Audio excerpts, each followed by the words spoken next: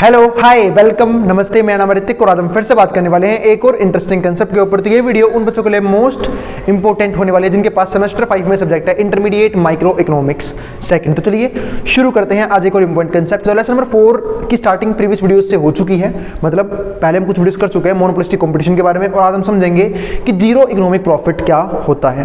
तो चलो शुरू करते हैं आज की वीडियो। और इस कंप्लीट सीरीज के नोट्स ऑलरेडी प्रिपेयर हो चुके हैं। जिन बच्चों को नोट्स परचेज करनी है वो इस नंबर पर जाए 9667836336 यहाँ पे व्हाट्सएप के नोट्स ले सकते हैं। अब हम आते हैं आज के कंसेप्ट के ऊपर। तो आज का जो हमारा कंसेप्ट है वो है adjustment and zero economic profit के ऊपर। तो हम सब जानते हैं कि मोनोपोलिस्टिक कंपटीशन का एक इंपॉर्टेंट फीचर क्या होता है, यहाँ पे लार्ज नंबर ऑफ बायर्स भी होते हैं और लार्ज नंबर ऑफ सेलर्स भी होते हैं। तो बात है यहाँ पे जीरो इकोनॉमिक प्रॉफिट कैसे जनरेट होता है वो समझते हैं थोड़ा सा। मैंने आपको समझाया था कि स्टार्टिंग स्टेज में कोई सी भी इंडस्ट्री हो वहाँ पे सिर्फ कुछ ही फर्म्स होती हैं। फॉर एग्जांपल 4 फर्म्स मान लेते हैं ABCD जो मोनोपोलिस्टिक कंपटीशन इंडस्ट्री में परफॉर्म कर रही है। अब होगा क्या, ये चारों फर्म जो हैं, जब ये 4 ही फर्म है तो इनके पास मार्केट शेयर जो है क्या है, काफी ज्यादा होगा। अगर हम इक्वली बांटें तो 25% का मार्केट शेयर एक कंपनी के हिस्से में आएगा।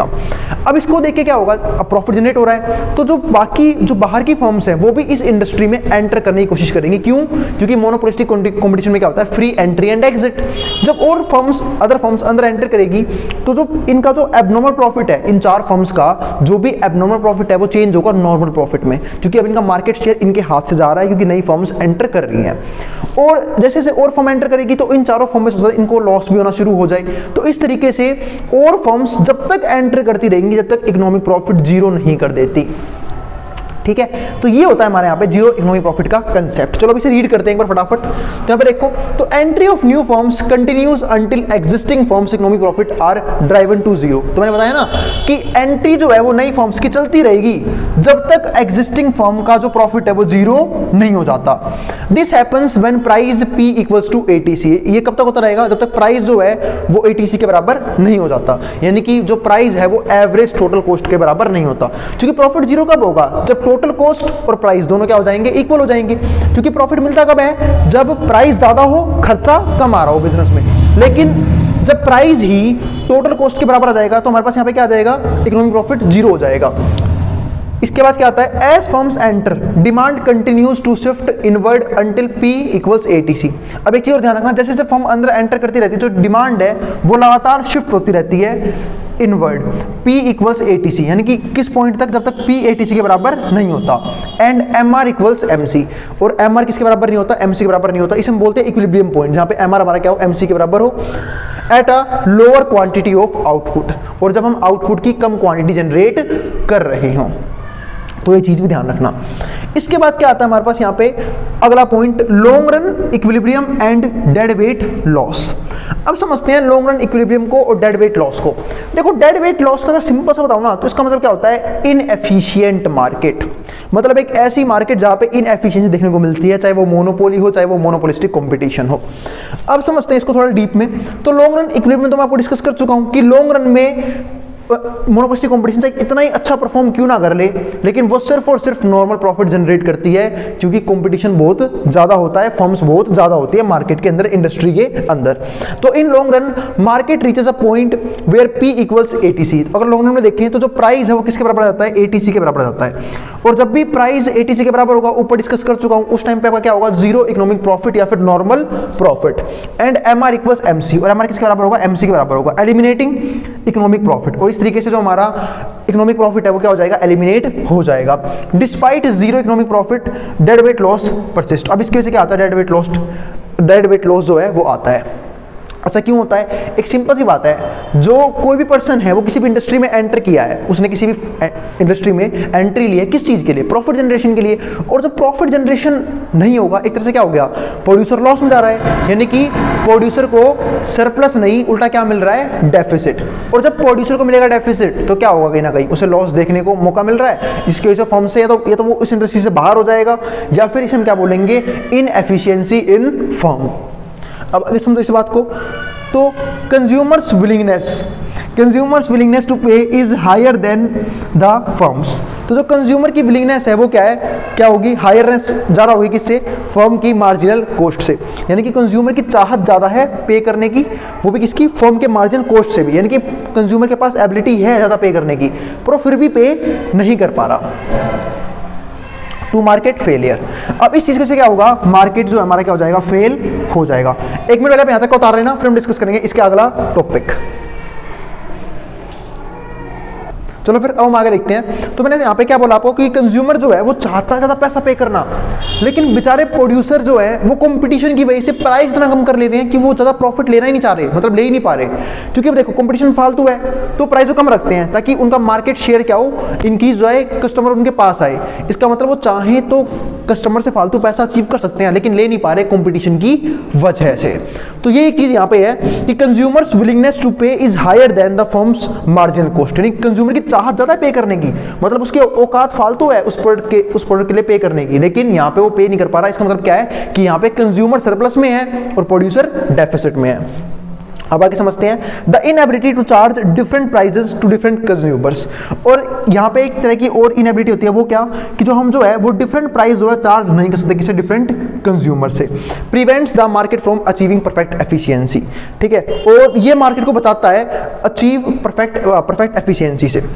अब यहाँ पे क्या है, अब आगे समझते हैं therefore in long run equilibrium, अगर हम बात करें लॉन्ग रन इक्विलिब्रियम में, ठीक है, of a monopolistically competitive market experiences zero economic profit. तो यहाँ पे क्या होता है हमारा जीरो इकोनॉमिक प्रॉफिट, यानी कि एबनॉर्मल प्रॉफिट यहाँ पे जनरेट नहीं होता है, सिर्फ और सिर्फ मात्र और मात्र नॉर्मल प्रॉफिट देखने को मिलता है। As new firms enter and shift the demand curve leftward, और ऐसा क्यों होता है, क्योंकि नई नई फर्म मार्केट में एंटर करती हैं और डिमांड कर्व को लेफ्टवर्ड शिफ्ट करवा देती हैं। This leads to tendency between the demand and ATC, और इस तरीके से डिमांड कर्व में और एटीसी कर्व में क्या बनता है, टेंजेंट बनता है, यानी कि एटीसी कर्व जो है वो डिमांड कर्व को टच कर देता है एक पॉइंट पे। वो आपको मैंने प्रीवियस ग्राफ में समझा भी रखा है। Eliminating profits but maintaining dead weight loss due to discrepancy between price and marginal cost. और यहाँ पे हमारा प्रॉफिट तो एलिमिनेट हो गया, यानी कि प्रॉफिट ज़्यादा नहीं मिल रहा, और ये मेंटेन यहाँ पे क्या हो रहा है, डेड वेट लॉस मेंटेन हो रहा है। और ऐसा क्यों हो रहा है, क्योंकि प्राइस और मार्जिनल कॉस्ट में क्या है, डिफरेंस है, यानी कि प्राइस और मार्जिनल कॉस्ट में जो है यहाँ पे कुछ ना कुछ दिक्कतें चलती रहती हैं। इसकी वजह से जो है इनएफिशिएंसी क्रिएट होती रहती है, किसमें, मोनोपोलिस्टिक फॉर्म में। ये चीज़ हमेशा ध्यान रखना। तो हमने अब तक क्या देख लिया कि मोनोपोलिस्टिक कंपटीशन में इनएफिशिएंसी है, यानी कि डेड वेट लॉस का मेन रीजन यही है कि यहाँ पे जो है वो प्राइस और मार्जिनल कॉस्ट में बार बार राइवलरी चलती रहती है, प्राइस जब मर्जी ऊपर नीचे होता रहता है। और इसी वजह से, और ऐसा होता क्यों, क्योंकि मार्केट में नई नई फॉर्म्स एंटर करती रहती हैं और बार बार एग्जिट करती रहती हैं। क्योंकि जैसे प्रॉफिट ज़्यादा होगा तो नई नई फॉर्म एंटर कर लेती हैं, जैसे लॉस होता है एग्जिट कर जाती हैं। तो इस तरीके से जो है इनएफिशिएंसी इस मार्केट में चलती रहती है। और डेड वेट लॉस का मतलब ही क्या है, इनएफिशिएंसी, चाहे तो कंज्यूमर का लॉस होगा, चाहे तो प्रोड्यूसर का लॉस होगा। अब आगे समझते हैं product differentiation under monopolistic competition, market outcomes and efficiency. अब प्रोडक्ट डिफरेंशिएशन जो है वो कैसे रोल प्ले करता है मोनोपोलिस्टिक कंपटीशन में। मैंने आपको बताया था कि यहाँ पे जो है वो वॉर चल रहा था, किसको लेके, प्राइस को लेके नहीं चल रहा होता, फीचर्स को लेके चल रहा होता है। और प्राइस अकॉर्डिंग टू फीचर होता है। आपने देखा होगा जितनी भी मोबाइल फोन की कंपनीज हैं, ये लोग जो है वो प्राइस को लेकर भी वॉर नहीं करती है, लोग फीचर दिखाते हैं अपना कि हम ये यूनिक फीचर लेके आए अपने फोन में, ये एक अलग फीचर है हमारे फोन में, ठीक है। तो इसकी वजह से जो है इसी को क्या बोलते हैं यहाँ पे, प्रोडक्ट डिफरेंशिएशन, यानी कि प्रोडक्ट के फीचर्स को लेकर यहाँ पे लड़ाई चलती रहती है मार्केट्स में, कंपनीज के बीच में। अब बात इसका आउटकम क्या आता है वो समझते हैं। एक तो पहली बात, इस चक्कर में क्या होता है, बहुत सारे फैक्टर यहाँ पे आते हैं, वो फैक्टर को हम डिस्कस करते हैं। तो product differentiation is a strategy for firms aiming to increase profit. तो प्रोडक्ट डिफरेंशिएशन क्या है, इसका मकसद ही मेन क्या होता था कि हम अपने प्रॉफिट को इंक्रीज कर सके।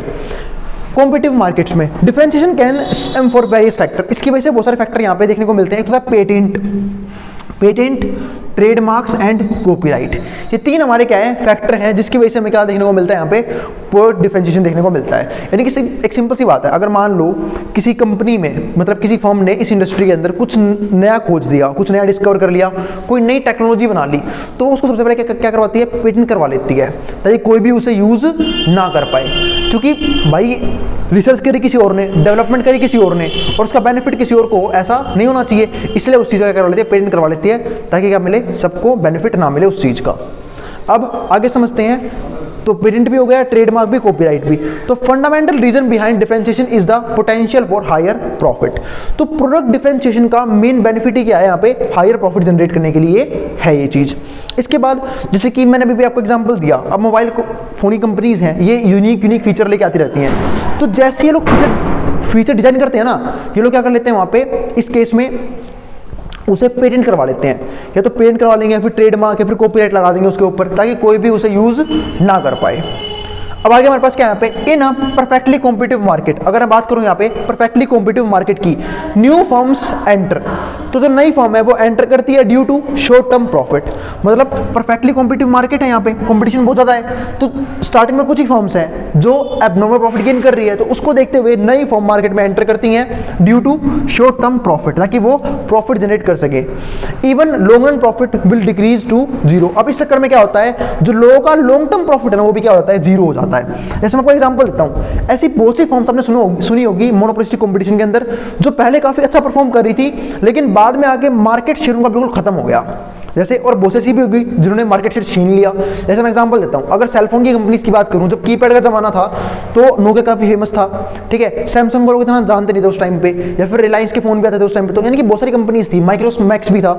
लेकिन जैसे ही जमाना चेंज हुआ स्मार्टफोन में, तो कुछ कंपनीज तो उभर के आ गई। जैसे सैमसंग को देखो, सैमसंग ने आजकल पूरा सब कुछ कवर कर रखा है, गरीब से गरीब लोगों को, अमीर से अमीर लोगों को, यानी कि आपको 10,000 से लेकर 2.5 लाख तक के फोन देखने को मिल सकते हैं उस कंपनी के, ऐसी कंपनी है वो। अब आईफोन देखो, आईफोन कवर ही किसको कर रही है, सिर्फ रिच सेक्टर का। वो अलग बात है कि आजकल सबके सब ले रहे हैं ईएमआई पे, ठीक है, वो अलग बात है, ठीक है, लेकिन वो कवर किसको कर रही है, सिर्फ रिच सेक्टर को। मतलब मैंने ये तक देखा हुआ है भाई, जिसकी सैलरी है ना महीने की 15,000 है, वो भी आईफोन लेके घूम रहा है, चाहे पूरी की पूरी सैलरी उनकी निकल जाए आईफोन की किस्त भरने में, पूरे 1 साल मजदूरी करने पड़े उन्हें, ठीक है, तब भी वो यहाँ पे चीज़ कर रहे हैं, तो वो बात अलग होती है। लेकिन आईफोन जो है वो बनाए सिर्फ किसके लिए है, एक हायर क्लास पीपल्स के लिए, और सैमसंग दोनों टारगेट करके बैठा हुआ है, यानी कि सबका क्या अपना कस्टमर बेस है। इससे मैं समझाना क्या चाह रहा हूँ कि पुरानी कंपनीज जो है उनका मार्केट शेयर बिल्कुल खत्म कर दिया, और नई कंपनीज ने अपना मार्केट शेयर बना लिया, और इसलिए यहाँ पे क्या हो गया, लॉन्ग टर्म प्रॉफिट भी क्या होता है, कई बार जीरो हो जाता है। अब अगर देखो, in monopolistic competition firms can freely enter and exit. Monopolistic competition में क्या होता है, जो फर्म है वो कभी भी एंटर कर सकती हैं, कभी भी एग्जिट कर सकती हैं, लीडिंग टू जीरो प्रॉफिट, ताकि जीरो प्रॉफिट यहाँ पे क्या हो, जब तक नहीं आ जाता लॉन्ग रन के अंदर। While monopolistic competition does not achieve Pareto efficiency. अब एक चीज और समझना, मैंने आपको समझाया था कि पेरेटो एफिशिएंसी का मतलब क्या होता है, कि जब एक फर्म जो है वो अपने रिसोर्सेज का फुल्ली यूटिलाइजेशन कर रही है, यानी कंप्लीट जितना यूज कर सकते हैं उतना कर रही है। जैसे फॉर एग्जांपल मैंने आपको ये समझाया था कि अगर मैं बात करूं पीपीसी कर्व की, तो पीपीसी कर्व के अंदर अगर कोई भी फर्म बिल्कुल पीपीसी लाइन के ऊपर है, तो हम जो क्या बोलते हैं कि वो अपने सारे रिसोर्सेज को एफिशिएंटली यूज कर रही है। इसका मतलब क्या है कि यहाँ पे उन्होंने क्या बोला कि जो मोनोपोलिस्टिक कंपटीशन है वो कभी भी पेरेटो एफिशिएंसी अचीव नहीं कर पाएगा। क्यों? क्योंकि यहाँ पे मार्केट जो है वो क्या होती है, इनएफिशिएंट होती है एंट्री और एग्जिट ऑफ फर्म्स की वजह से। It does offer consumer benefits, ये सिर्फ क्या करते हैं, कंज्यूमर को बेनिफिट प्रोवाइड करते हैं अ वैरायटी ऑफ प्रोडक्ट्स, ताकि ये वो भी कैसे, अलग अलग वैरायटी के प्रोडक्ट्स को बना के। आजकल आप देखो, एक तो होता है होमोजेनियस प्रोडक्ट। अब होमोजेनियस प्रोडक्ट क्या होंगे, जो बिल्कुल दिखने में एक जैसे हों, मतलब जिनमें कोई भी डिफरेंस ना हो। और हेटेरोजेनियस कौन से होते हैं, जिनमें फीचर्स का क्या हो, काफी डिफरेंस हो। अब सेलफोन्स को देखो, सेलफोन्स में क्या है, आप जितना महंगा फोन लोगे आपको उतने फालतू फीचर्स मिलेंगे, जितना सस्ता फोन लोगे उतना कम फीचर्स मिलेंगे। यानी कि हर कंपनी जो है वो यहाँ पे एक्स्ट्रा से एक्स्ट्रा फीचर प्रोवाइड करने की कोशिश कर रही है चीप से चीप रेट में, ताकि वो अपना मार्केट शेयर इंक्रीज कर सके, जिसकी वजह से क्या है, बढ़ता है यहाँ पे एफिशिएंसी डिक्रीज हो जाती है। अब आगे क्या था हमारे पास, यहाँ पे लास्ट पॉइंट है बिल्कुल ये आज की वीडियो का, U shaped AC curve indicates a fixed proportion cost. ठीक है, तो जो हमारा यू शेप्ड एसी कर्व है, यानी कि जो एसी कर्व होता है वो यू शेप का होता है, इस केस में indicates a fixed proportion of cost, यानी कि जो कॉस्ट है वो सभी फर्म की क्या आ रही है, फिक्स आ रही है, यानी खर्चा जो है वो सबका क्या आ रहा है, फिक्स आ रहा है। Fever firms can save on these fixed cost, लेकिन जो कुछ ही फर्म्स है वो बचा पा रही हैं अपने प्रॉफिट्स को।